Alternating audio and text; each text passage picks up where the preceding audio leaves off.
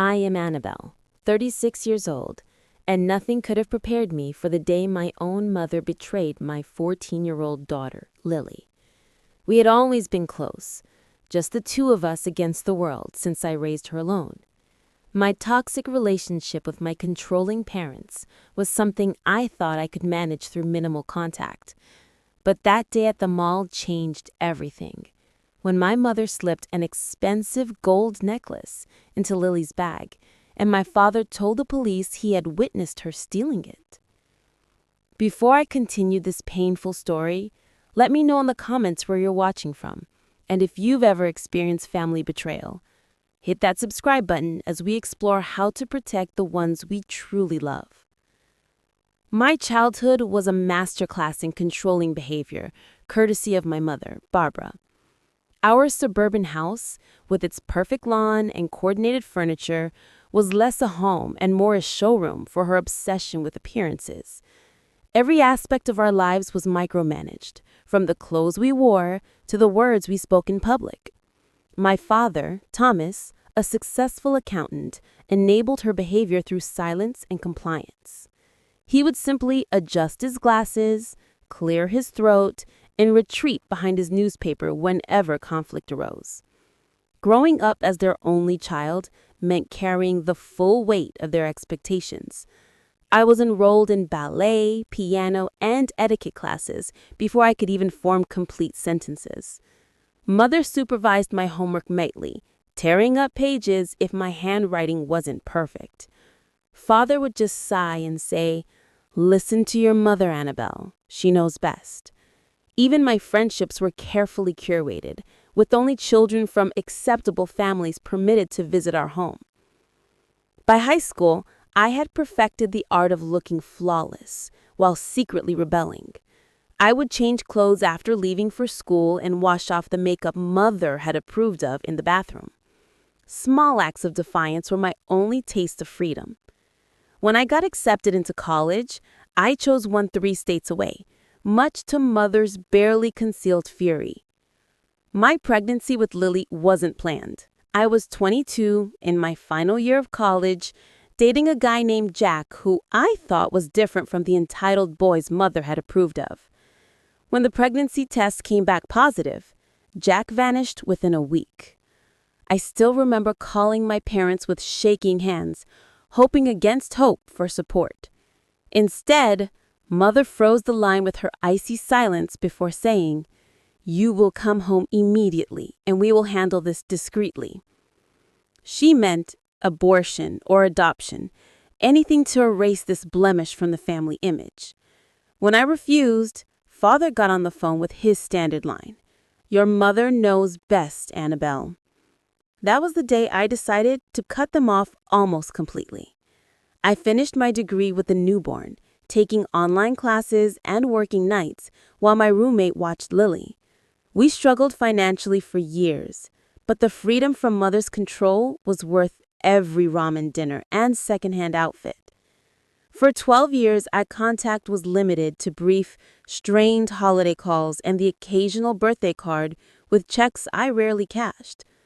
Lily knew her grandparents existed, but understood they weren't part of our lives. We built our own traditions, our tiny apartment filled with more genuine laughter than my childhood mansion ever held. Then, Mother had a health scare, a minor stroke that Father dramatically portrayed as near fatal. Guilt and some lingering hope for resolution pulled me back into their orbit.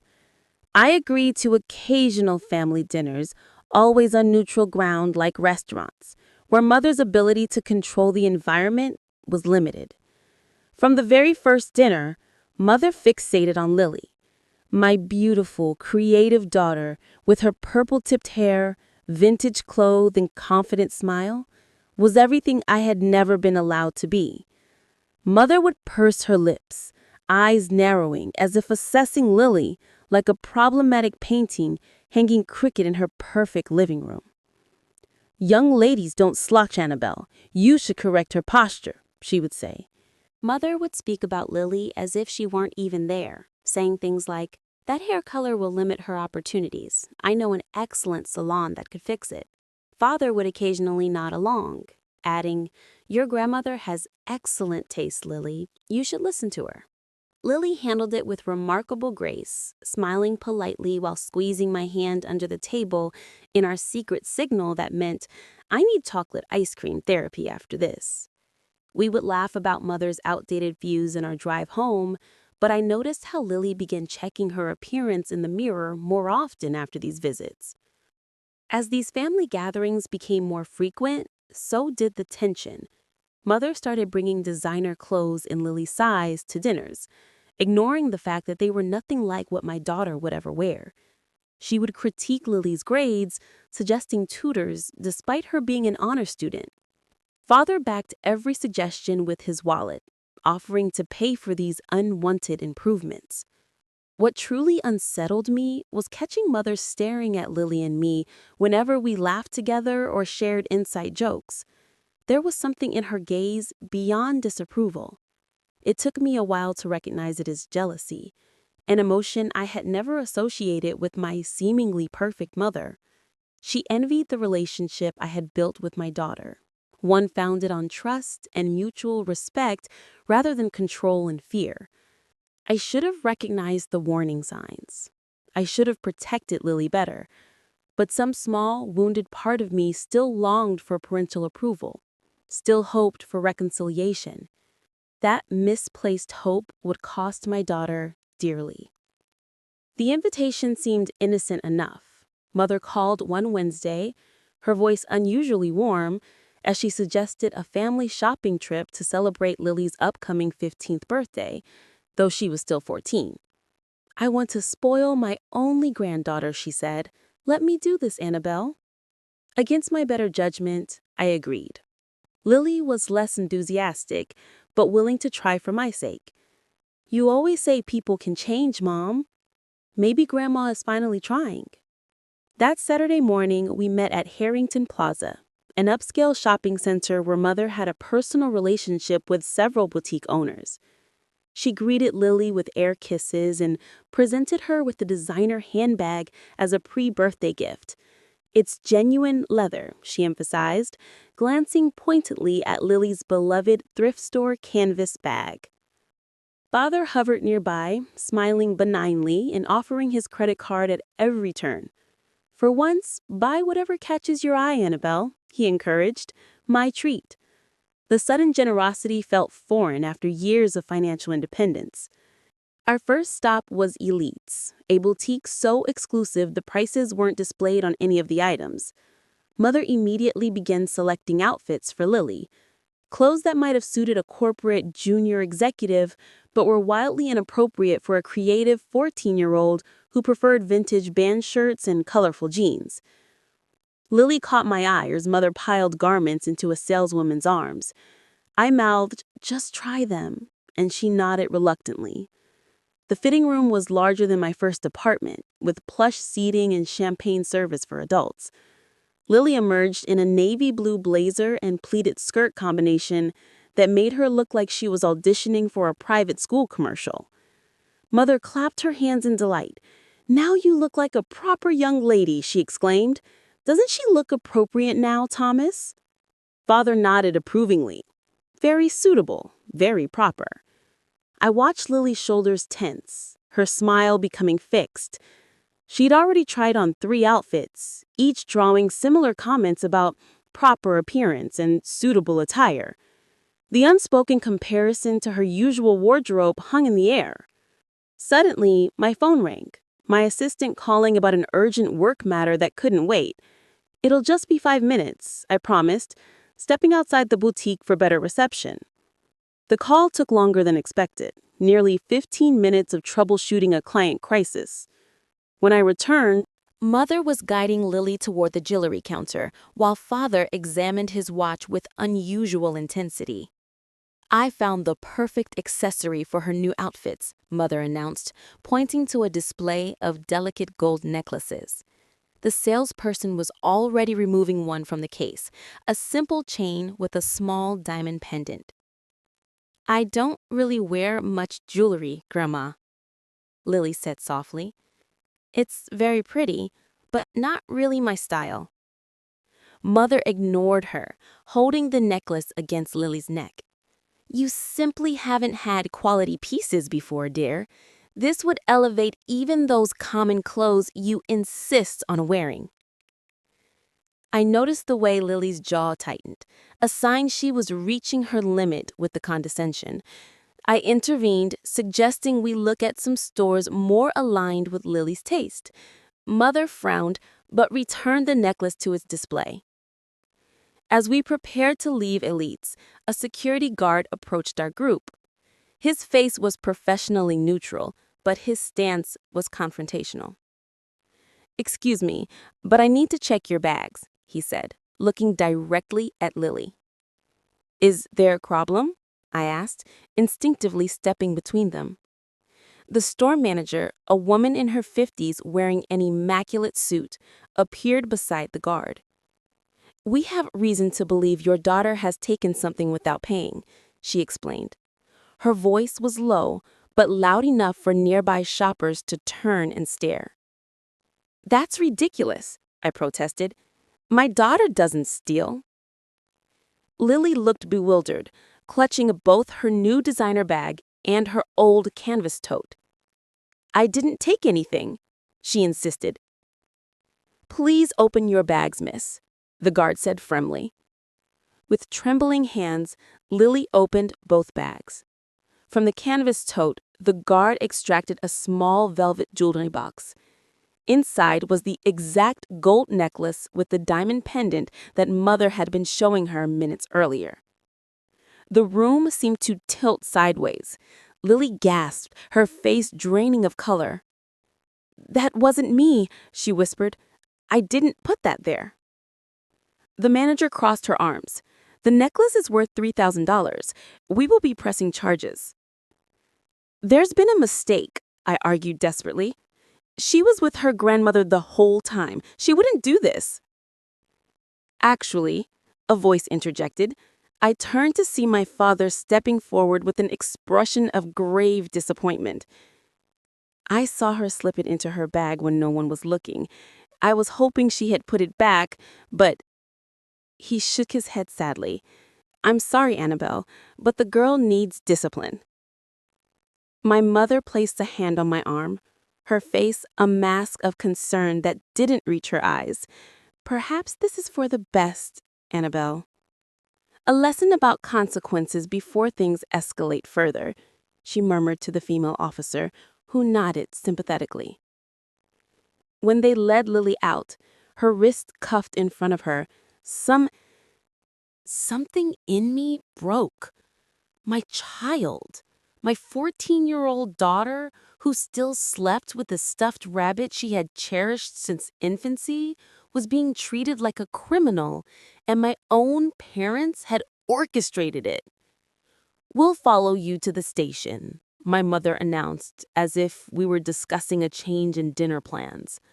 The officers explained that I could meet them there, but since Lily was a minor accused of felony-level theft, there would be procedures to follow. "I need to go with her now," I insisted, moving toward the police car where Lily sat in the back seat, shoulders hunched and head down. My father blocked my path again. "Annabelle, you're too emotional. We'll drive you. They won't let you ride with her anyway." I felt a moment of disorientation, the familiar fog of my parents' control settling over me. Then I saw Lily look up, her tear-streaked face visible through the car window, and clarity returns like a thunderclap. "Don't touch me," I hissed at my father, jerking away from his restraining hand. "I know what you've done. Both of you." My mother stepped closer, her voice dropping into the warning tone that had terrorized my childhood. "Annabelle, you're making a scene. Think about appearances." "I don't give a damn about appearances," I snapped loud enough for lingering shoppers to hear. "My daughter's welfare is all that matters, and I will see you both later." I drove to the police station with white-knuckled focus, my hands shaking on the steering wheel. The Juvenile Processing Center was a maze of bureaucracy and indifference. I filled out forms, answered questions, and waited in hard plastic chairs under fluorescent lights that made everyone look sickly. 3 agonizing hours passed before they allowed me to see Lily. They led me to a small room where my daughter sat alone, her makeup smeared from crying. But confident teenager I dropped off at the mall was replaced by a frightened child. She flew into my arms the moment I entered. "Mom, I didn't take it. I swear I didn't," she sobbed against my shoulder. "Why would Grandpa lie?" "I believe you," I whispered fiercely, holding her tight. "I know you didn't do this. We are going to fix it." The juvenile detective assigned to the case was skeptical. He had my father's statement, the store manager's complaint, and the physical evidence of the necklace found in Lily's possession. In his experience, he explained with practiced patience, family members rarely gave false statements against their own grandchildren. "Did you check for fingerprints on the box or necklace?" I demanded. The detective looked uncomfortable. "The merchandise has been handled by store staff, your mother during shopping, and potentially others.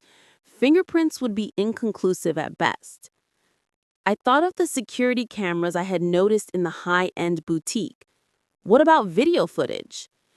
"We can request that as part of the investigation," he conceded, "but with an eyewitness statement from a family member, especially one with no apparent motive to lie, this case is fairly straightforward."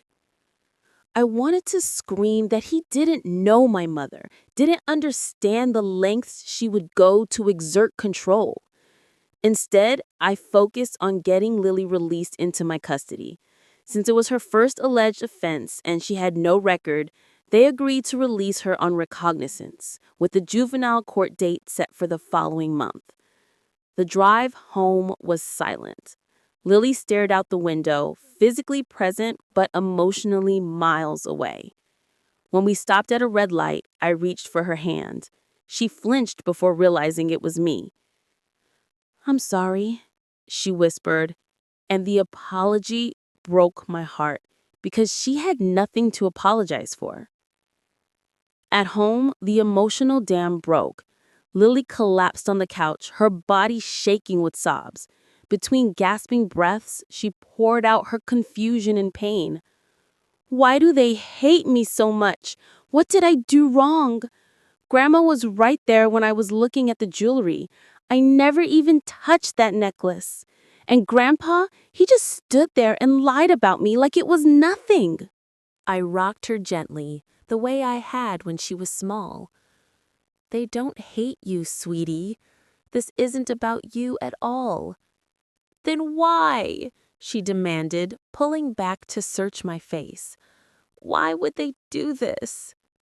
I struggled to find words that could make sense of something so senseless. "Your grandmother has always needed to control everything and everyone around her.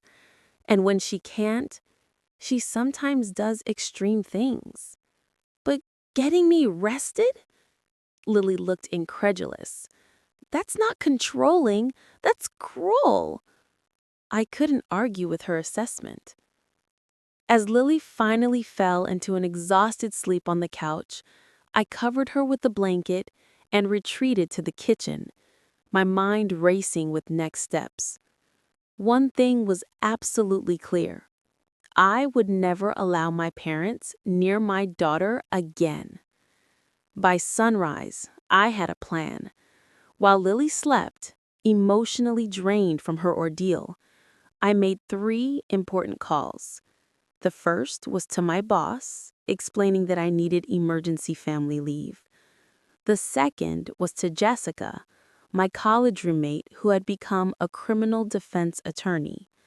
The third was to the manager of Elites, requesting an urgent meeting regarding their security footage.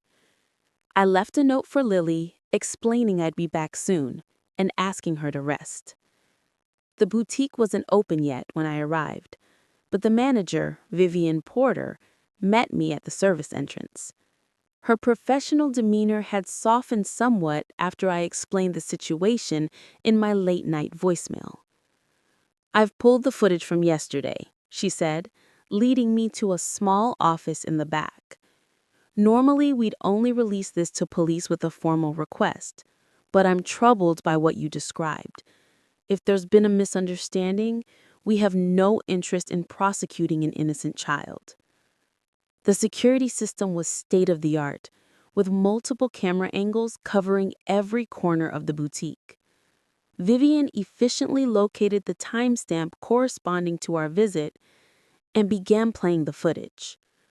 I watched our family enter the store, saw Lily trying on the clothes Mother had selected, and then saw myself stepping outside to take the phone call. What happened next made my blood run cold. While Lily was in the changing room trying on the final outfit, the cameras clearly showed my mother removing the gold necklace from the display when the saleswoman turned away. With practiced sleight of hand, she slipped the velvet box into Lily's canvas tote, which had been left on a chair near the fitting rooms. My father stood nearby, strategically positioned to block the view from the sales counter. "Can I get a copy of this?" I asked, my voice steady despite the rage building inside me. Vivian nodded, her expression grim. "I'll prepare a USB drive, and I'll call our security team to let them know we'll be withdrawing the complaint." Jessica met me at her office, reviewing the footage with professional detachment. "This is clear evidence of tampering, but we need to understand why your father gave a false statement to police. Without addressing that, there's still a complication." I need to confront him alone, I decided. My mother's manipulation had always been more effective with an audience. Father was more likely to crack if isolated. I located him at his country club, where he spent every Sunday morning, regardless of family crisis. He was just finishing his round of golf when I approached, deliberately catching him away from his usual partners. "Annabelle," he began, clearly surprised to see me. "Your mother and I were just discussing—" I showed him my phone with a still image from the security footage. Mother planting the necklace in Lily's bag. His face went slack with shock. Not at the action, I realized, but at being caught. "Why?" I demanded, keeping my voice low but intense. "Why would you lie to police about your own granddaughter?" He removed his golf cap, running a hand through his thinning hair. "It's complicated, Annabelle. Your mother, she thought the girl needed discipline, structure. She got my 14-year-old daughter arrested and traumatized. That isn't discipline, it's abuse." Father looked around nervously, concerned about who might. "You don't understand. Your mother has always known best how to raise children properly. You turned out well, didn't you?" The delusion in his statement was so profound, I almost laughed. "Did I? I ran away from you both and cut contact for over a decade. Is that your definition of success?" "You had a momentary rebellion," he conceded, "but you've become responsible. Your mother worries that without proper guidance, Lily will make more serious mistakes than you did." "Like what? Having a personality of her own? Standing up for herself?" Father shifted uncomfortably. "Barbara keeps a journal. She writes about her concerns. The girl reminds her too much of you at that age. Before we'd properly—" His words trailed off as he realized what he was revealing. "Before you'd properly what, Dad? Broken me? Controlled me?" His eye slid away from mine. You're being dramatic. Your mother only wants what's best. I need to see that journal, and you need to recant your statement to the police. He looked genuinely alarmed. I can't do that. Barbara would. Would what? What are you so afraid of?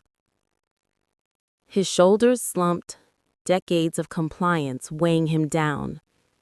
She has ways of making life very difficult when crossed. For the first time, I felt a flicker of pity for my father, trapped in my mother's web of control for over 40 years. But my daughter came first.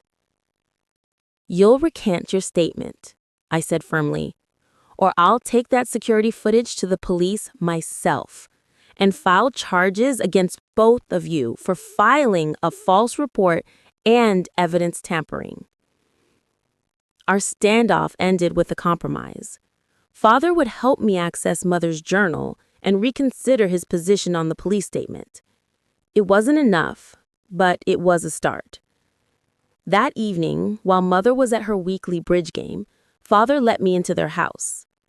The journal was hidden, predictably, in Mother's vanity drawer, locked but easily opened with the hairpin trick I had learned as a teenager when I wanted to read my confiscated letters. The entries were more disturbing than I had imagined. Pages dedicated to critiquing Lily's appearance, behavior, and perceived defiance. Detailed plans for correcting her development through a series of lessons designed to break her willful nature. The shoplifting setup had been planned for weeks, with Mother believing an arrest would make Lily more malleable to her influence afterward. Most chilling were the passages comparing Lily to me, notes on all the ways my daughter was becoming independent faster than I had, and Mother's determination to intervene before she became another disappointing woman who defies family expectations. I photographed the relevant pages, my hands steady despite my internal turmoil. Father watched from the doorway, his expression shifting between shame and ingrained loyalty to Mother. Barbara had similar journals about you, he admitted quietly. She always said it was her duty to mold you properly. When you got pregnant and refused to come home, she burned them all in the fireplace, sat there for hours watching them turn to ash. Did you ever stand up for me? Even once? Her silence was answer enough. As I prepared to leave with my evidence, I laid out the reality to my father. I'm going to protect Lily from Mother no matter what. Either you help make this right, or you'll lose both of us forever. It's your choice. For the first time in my memory, my father looked at me as if seeing me clearly. He asked me, "What do you need me to do?" I spent the next day gathering my courage and finalizing my strategy with Jessica. Lily stayed home from school. The trauma of her arrest was still too fresh. We talked openly about what had happened, and I showed her the security footage, wanting her to see clear proof of her innocence.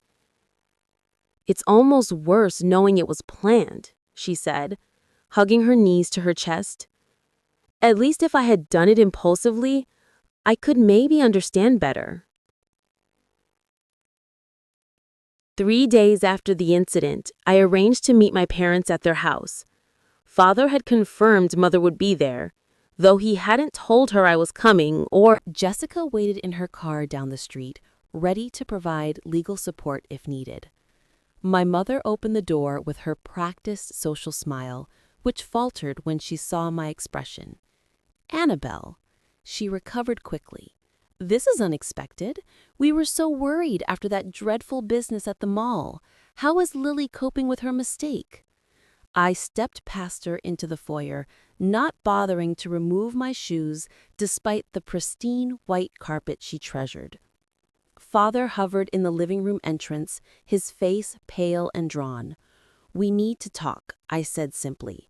All of us, now. Mother glanced at father, noting his unusual silence. Her eyes narrowed slightly. Thomas, would you bring some tea?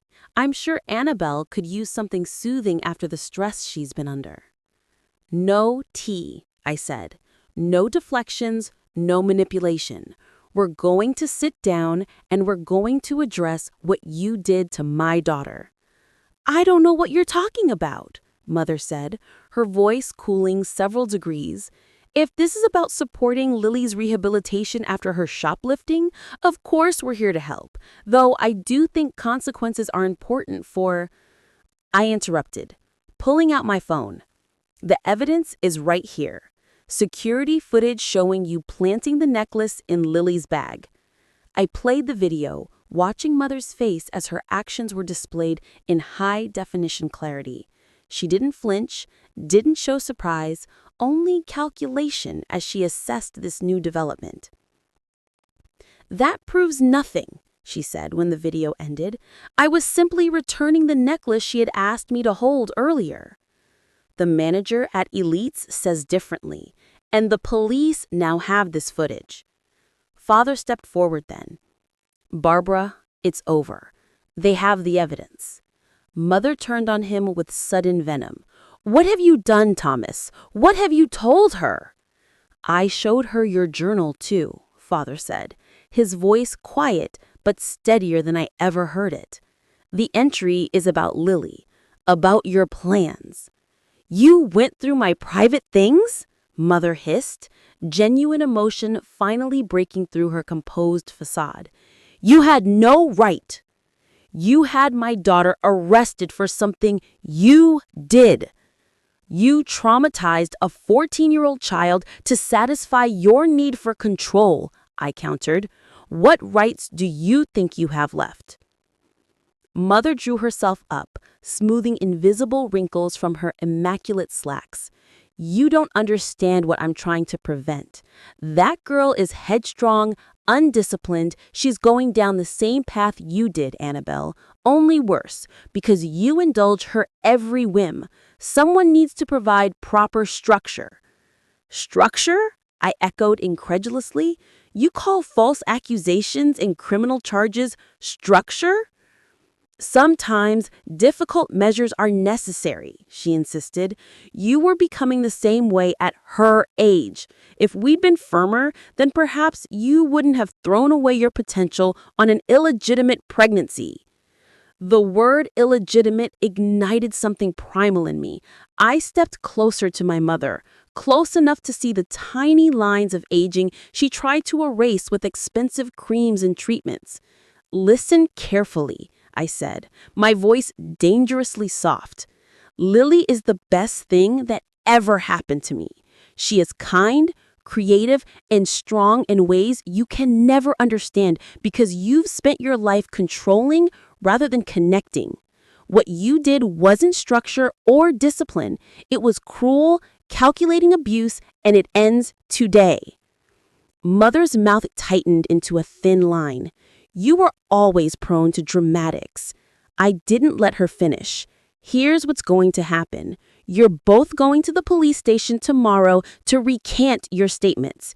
You're going to admit you planted the necklace and lied about witnessing theft.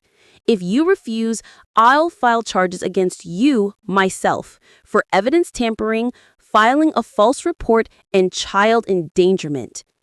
You wouldn't dare, Mother whispered, but there was uncertainty in her eyes. Try me, I answered. For Lily, I would burn your perfect world to the ground and not feel a moment's regret. What we did, the journal entries, it's indefensible. Mother turned on him with shocking speed, slapping him hard across the face. 40 years, she screamed, her carefully maintained composure shattering completely. 40 years I've managed this family, made all the hard decisions while you just nodded and went along, and now you betray me for this? This disappointment and her delinquent daughter? Father touched his reddening cheek, looking at Mother as if seeing a stranger. The girl didn't do anything wrong, Barbara. We did. I did, by never standing up to you. Mother looked between us, her breathing rapid, her perfect hairdo coming slightly undone. This is temporary insanity, she declared.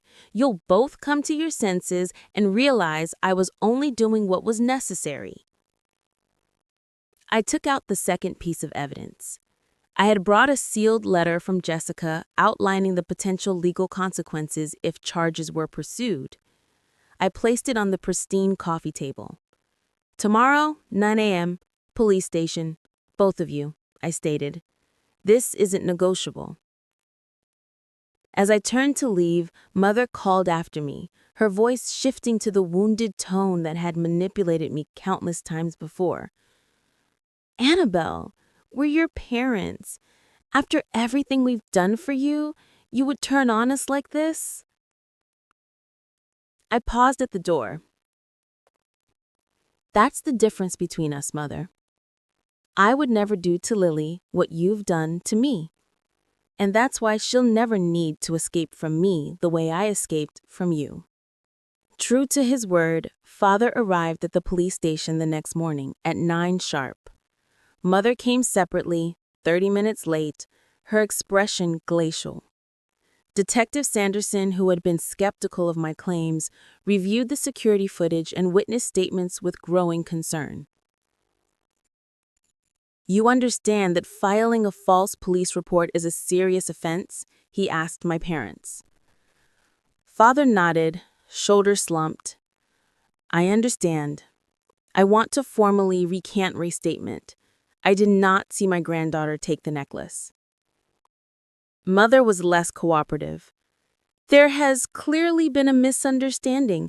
Perhaps in the confusion of the moment, the necklace was misplaced. Mrs. Harper, the detective said firmly, the footage clearly shows you placing the item in your granddaughter's bag. There is no confusion to claim. After 3 hours of statements and paperwork, it was official. The charges against Lily were dropped, with the record sealed due to her minor status. No charges were filed against my parents, a decision I had agreed to, not for their sake, but to spare Lily the additional trauma of a prolonged legal process. Outside the station, Mother attempted one final manipulation. I hope you're satisfied, Annabelle.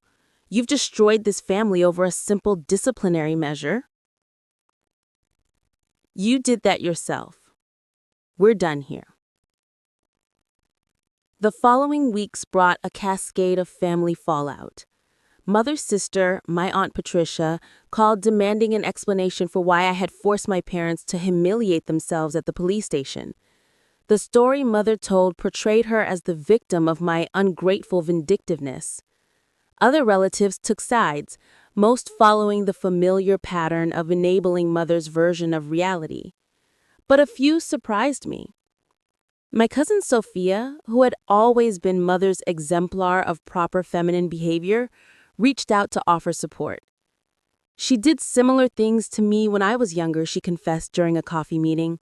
Nothing as extreme as an arrest, but she once told my college boyfriend I had a mental illness because she didn't approve of him. It ended our relationship. The most significant development came 2 weeks after the confrontation. Father called, his voice hesitant but determined. I've moved out, he said simply. I'm staying at the residence inn for now. For divorce? I asked, genuinely shocked. My parents' marriage had always seemed as immutable as a natural law.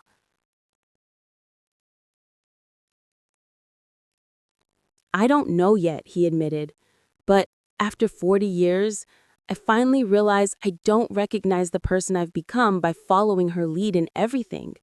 When I think about what we did to Lily, his voice cracked. I can't forgive myself. I doubt you or Lily ever will either. While I wasn't ready to offer easy absolution, his recognition of the harm done was meaningful. We arranged a tentative lunch, just the two of us, for the following week. Mother predictably escalated her attempts at control.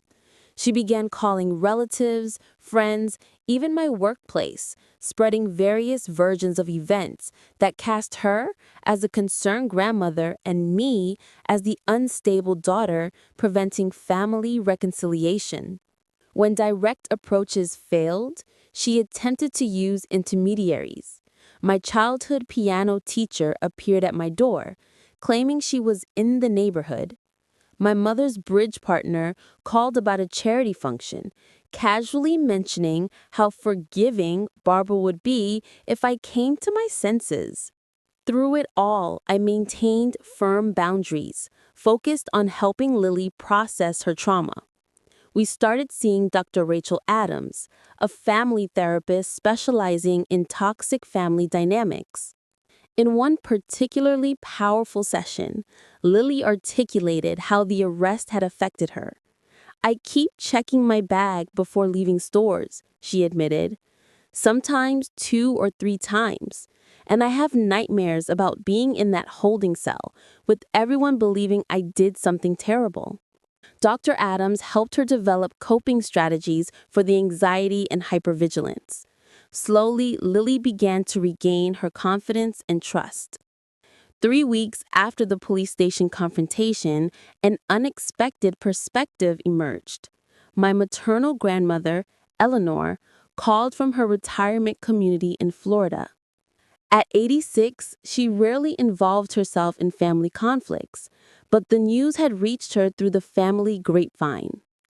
"Your mother was raised exactly the way she tried to raise you," Eleanor said, her voice fragile but her mind still sharp. "My husband, your grandfather, was a controlling man who believed children were to be shaped rather than nurtured. Barbara was the focus of his attention more than her brothers. By 15, she had developed that perfect exterior, but inside she was angry, always angry." "Did you try to stop it?" I asked, echoing the question I had once asked my father. A long pause followed. "Not enough," she finally answered. "I made the same mistake your father did. Compliance seemed easier than confrontation. By the time I recognized the damage, Barbara was already convinced that control was love." This generational perspective didn't excuse my mother's actions, but it provided context that helped me process my own childhood. I began to see the cycle more clearly. My grandmother controlled by my grandfather, my mother controlled in turn, then attempting to extend that control to me and now to Lily. But cycles can be broken. After our lunch, where father had tearfully apologized without excuses, I made a decision. I invited him to join one of our therapy sessions, an invitation he accepted with evident surprise and gratitude. In that session, Lily asked him directly, "Why did you lie about me, Grandpa? Did you hate me that much?" Father removed his glasses, wiping them compulsively as he always did when uncomfortable. "No, Lily, I never hated you. I was a coward. For 40 years, I let my grandmother make all the decisions because it was easier than standing up to her. When she said you needed this lesson, I believed her because I've always believed her. It was wrong.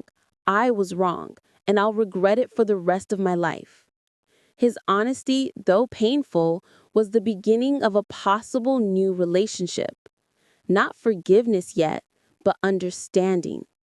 Mother, meanwhile, refused all invitations to therapy or mediated conversations. When her attempts to regain control through others failed, she retreated into icy silence, the ultimate punishment in her arsenal. For the first time in my life, that silence felt like freedom rather than rejection. 3 months after the incident at the mall, Lily celebrated her 15th birthday with a small party at our favorite park. Her friends surrounded her, the spring sunshine warming their faces as they shared cake and laughter. Watching her blow out the candles, I saw glimpses of the confident girl she had been. Before the arrest, returning. The trauma wasn't gone. The hypervigilance still surfaced in stressful situations, but she was healing. My own healing journey had been more complex. Dr. Adams helped me recognize how my mother's controlling behavior had shaped my own parenting in both positive and negative ways.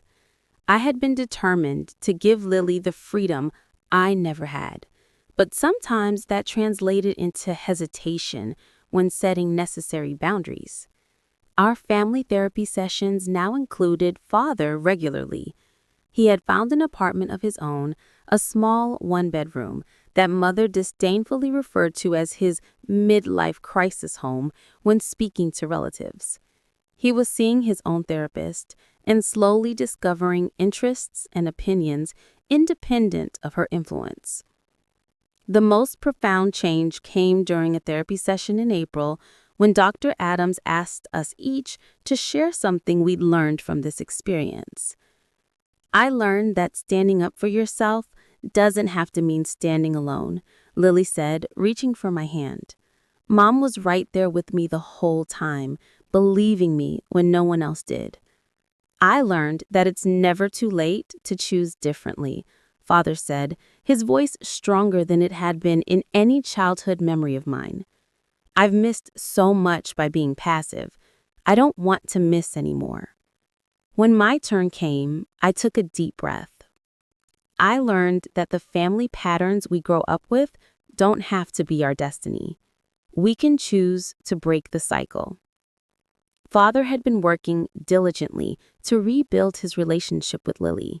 He attended her school art show, genuinely engaging with her creative work without Mother's filtering influence. He asked questions about her interests and actually listened to the answers. Small steps, but meaningful ones. Mother remained the wild card in our family equation. Her initial icy silence evolved into sporadic attempts at reconciliation, always on her terms. She sent expensive gifts to Lily with cards signed, "Grandmother who loves you despite everything." I returned them all. 5 months after the mall incident, Mother appeared unannounced at our door. She'd lost weight, her designer clothes hanging slightly loose on her frame. For once, her perfect appearance showed cracks, imperfect makeup, a slight tremor in her hands. "I need to see my granddaughter," she demanded, but the imperial tone was undermined by an unfamiliar uncertainty. "That's not going to happen without significant changes," I replied, not inviting her in. "Lily doesn't feel safe around you, and I don't trust you." This ridiculous arrangement has gone on long enough. Thomas has lost his mind living in that depressing apartment and seeing that therapist who fills his head with nonsense about boundaries and self-determination. Despite her dismissive words, I heard something new in her voice. Fear. For perhaps the first time in her adult life, my mother was losing control of her perfectly arranged world, and it terrified her. "Barbara," I said deliberately, using her name rather than Mother, "the only way forward is for you to acknowledge what you did and why it was wrong. Not just the incident at the mall, but the lifetime of controlling behavior that led to it." She straightened her shoulders, an automatic defensive mechanism. "I am your mother. I deserve respect." "Respect is earned," I replied simply. "When you're ready to talk honestly about your behavior and its impact, we can consider a carefully supervised visit. Until then, this conversation is over." As I closed the door, I heard something I never expected. My mother sobbing openly on our front porch. I hesitated, the daughterly instinct to comfort her warring with the mother bear's need to protect my child. I watched through the peephole as she finally composed herself and walked to her car, moving like someone much older than her 62 years. It wasn't satisfaction I felt at her distress, but a complex mixture of grief for what our relationship could have been and determination to protect the healthier bonds I'd built with Lily. 2 weeks later, Father called with surprising news. Your mother has agreed to start therapy. Her own sessions, not with us. I didn't know if it would help, but it was something.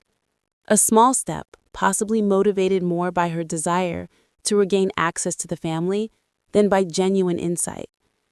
But it was movement in a direction I never thought possible. Over the following months, our new family configuration stabilized.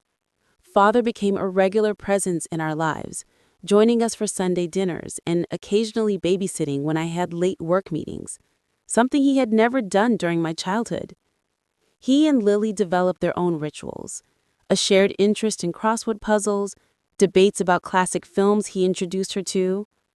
Mother remained largely on the periphery, though her therapist eventually reached out to Dr. Adams about the possibility of a carefully structured family session. We agreed to a single meeting on neutral ground with clear boundaries established beforehand. That session was neither a miracle reconciliation nor a complete disaster. Mother struggled visibly with her ingrained patterns, veering between genuine attempts at listening and reverting to control tactics when uncomfortable emotions arose. But she managed, with her therapist's guidance, to say 5 words I had never heard from her before. I was wrong. I'm sorry. The words came stiffly, without the emotional insight that would make them truly healing. But they were a beginning, a crack in the fortress of perfection she had built around herself. As summer transitioned to fall, Lily flourished. The nightmares became less frequent, her confidence in public spaces returned, and her artistic talents bloomed with new emotional depth. One painting in particular, a girl emerging from a shattered glass cage, captured her journey so powerfully that her art teacher entered it in the citywide competition, where it won first place. Standing beside my daughter at the award ceremony, I felt a profound sense of gratitude. Despite the trauma, despite the toxic family patterns, we had forged something stronger together. The bond between us, built on trust and respect rather than control and fear, had withstood its greatest test. That evening, as we celebrated her award at her favorite restaurant, Lily asked a question that showed how far she had come. Mom, do you think Grandma can ever really change? Like, deep down change? I considered carefully before answering. People can change when they truly want to, when they do the hard work of facing themselves honestly. Your grandfather is changing because he wants a relationship with us more than he wants to cling to old patterns. Your grandmother, her desire for control runs deeper. Change will be harder for her, maybe impossible. But we're not responsible for her choices, only our own. Lily nodded, absorbing this. Then she smiled, a flash of her old mischievous self. I'm just glad we have proof I didn't steal that necklace. Can you imagine if there hadn't been cameras? I reached across the table, squeezing her hand. I'd have believed you without a single frame of footage. Always. That truth, the unconditional trust between us, was the foundation we had rebuilt upon. The journey hadn't been easy, and there would surely be challenges ahead. But we had broken the cycle of control that had damaged 3 generations of our family. Whatever came next, we'd face it together on our own terms. If you've ever had to protect someone you love from toxic family members or found yourself breaking generational patterns, share your experience in the comments below. Our stories connect us and help others feel less alone in their struggles. Hit that subscribe button if you'd like to hear more stories of family healing and boundary setting. And remember, sometimes the family we choose is more important than the family we're born into. Thank you for listening to my story, and may you find the courage to write your own healthier endings.